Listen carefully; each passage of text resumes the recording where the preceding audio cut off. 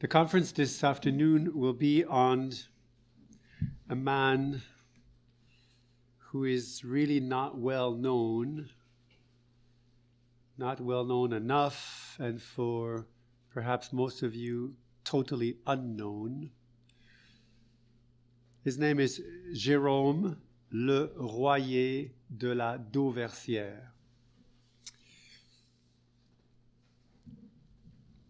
I want to speak about him because I myself did not know much of him until recently.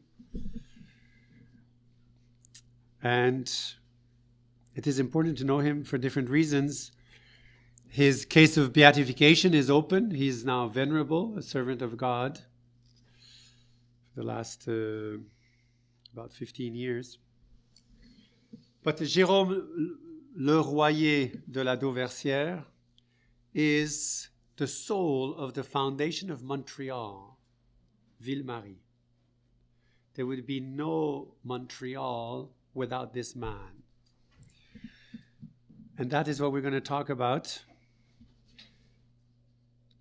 There is some extraordinary events in his life, which may seem a bit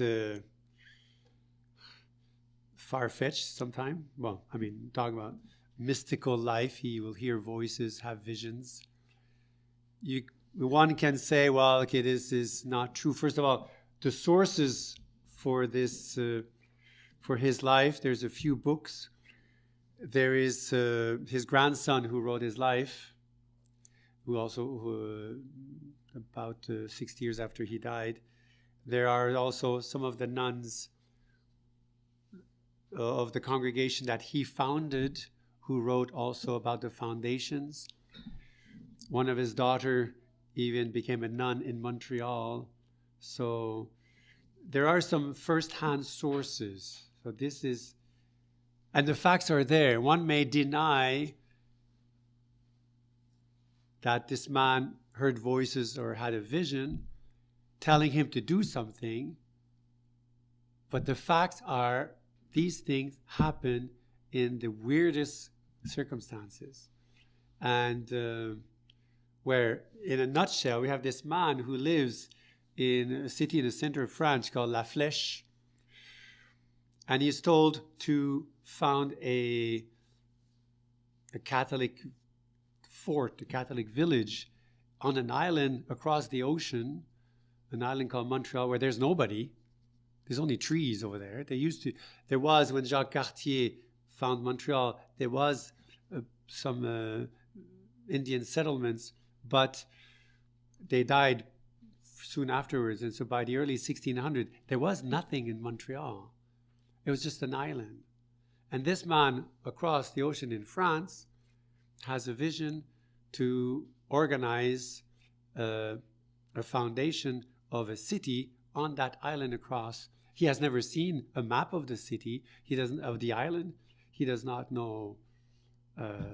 He does not have any ships, and he will tell Maisonneuve, who was the leader of the expedition, "You will build a fort right here on the island." He's never been there, and he will never go there. So, and the fact that Montreal is populated today is due to him for 20 years. He 39 of, say, he died in 1659. At his death, well, there were about 100 people in Montreal, and Montreal exists. Ville-Marie exists. It is thanks to him. So let's speak about him. Jérôme le Royer de la Dauversiere. He was born on March 18, 1597.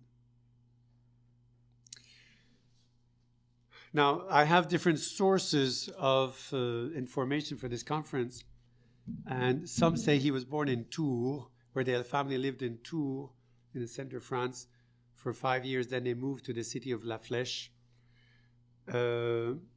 They certainly lived in Tours. If he was not born there, they lived there in his first years.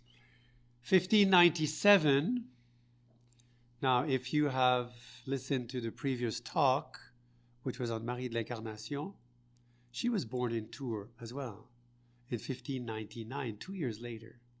And strangely enough, the families were living a few blocks apart. So it is possible, I say possible, I mean, because Jerome left about the age of 5, so Marie was about 3, pretty young to get to know each other. But the two families were blocks apart, two persons that would influence the history of Canada. Marie l'Incarnation, who arrived in 1639 in Quebec, and Jerome de la Dauversiere, who organized the foundation of Montreal. He received a good education, obviously, good family, and he had a great devotion to Our Lady. In 1607, so he's 10 years old, he is sent by his parents to the college of La Flèche, a royal college founded by Henry IV, run by Jesuits, and he will spend about 10 years there. This college has an influence in the whole of Canada as well, because when you start reading names of those who were there, a lot of the great Jesuits who came to Canada, I would say not most of them, but many of them went through that college. We have Charles Lallemand, who's the brother of the martyr, Gabriel Lallemand, who was the superior in Quebec for a while. You have Paul Lejeune, he was also one of the first Jesuits. Barthélemy Vimont, he's the priest who will be with Maisonneuve when they land on Montreal on May 17. He will say the Mass. Paul Ragueneau was the superior in Quebec. He was the spiritual director of Catherine de Saint-Augustin. So he wrote her life. Anne de Noué, he's actually a priest. He's one of the Jesuits who died frozen. He got caught in a blizzard. He was going near Sorel. He was going from Sorel to Three Rivers, and he got stuck in a blizzard, and it was just too much anyway. And they found him frozen, kneeling in the snow with his eyes looking up, like a few days later, whatever. But all these men were students in La Flèche, others as well. I'm not sure, I haven't had time to see, but we'll see in further talks which of the Canadian martyrs actually studied there at that time. We're talking about 1607, 1617. So they were young men. Jean de Brébeuf arrived in 25. So, okay, so we're the early days. In that formation, he received a great devotion to Our Lady. He joins the sodality of the Immaculate Conception and the sodality of the purification of Our Lady. And these are sodalities where it's not just prayers, they do actually works of charity as well. There, at the college, so we're 1607, 1617, he will meet Father Edmond Massé, who was one of the first Jesuits to come to Acadia. He came in 1610 to Acadia. Acadia was, remember, Champlain, 1604, 1605, when the first base in Canada was in Acadia, Nova Scotia, today. And so Father Massé was among those who came in 1610.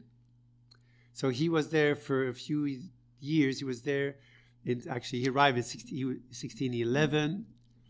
Good at languages. He wrote some.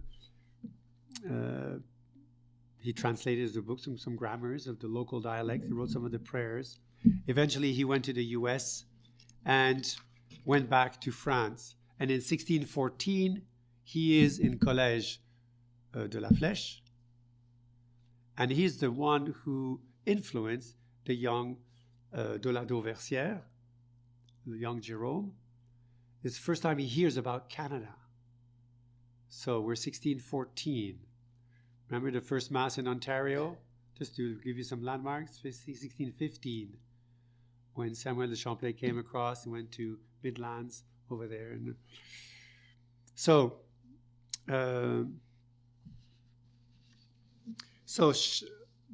Jerome stays in the college until 1617, and his father initiates him to his job, which is tax collector.